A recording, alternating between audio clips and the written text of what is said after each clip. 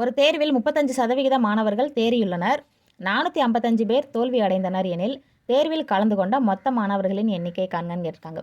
Pass ஆனவங்க 35%, fail ஆனவங்க சதவீதத்தில் கொடுக்காம எண்ணிக்கையில் கொடுத்துருக்காங்க 455 பேர் அப்படின்னு சொல்லிட்டு. இப்போ பாஸ் ஆனவங்க எப்படி சதவீதத்தில் இருக்கோ அதேமாதிரி ஃபெயில் ஆனவங்களையும் நம்ம சதவீதத்தில் ஃபஸ்ட்டு கண்டுபிடிச்சிக்கிடுவோம். எப்போவுமே நம்ம சதவீதத்தில் மொத்தத்தை 100% எடுத்துக்கணும். 100%த்தில் 35% பாஸ்னா மீதம் இது ரெண்டையும் மைனஸ் பண்ணது போக மீதம் எவ்வளோ பேர் இருக்காங்களோ அவ்வளோ பேர் தானே ஃபெயில் ஆகிருப்பாங்க.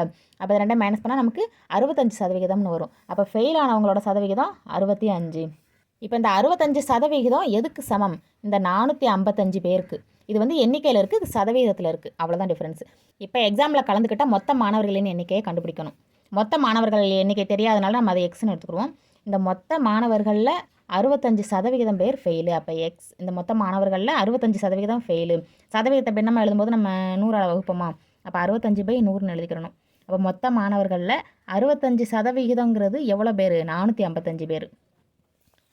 இந்த கான்செப்டில் எழுதிட்டு இதிலேருந்து நம்ம சால்வ் பண்ணணும். இப்போ தெரியாத எக்ஸை அதே பக்கம் வச்சுக்கிட்டு தெரிஞ்ச மதிப்பெல்லாம் ஒரு பக்கம் கொண்டு போவோமா?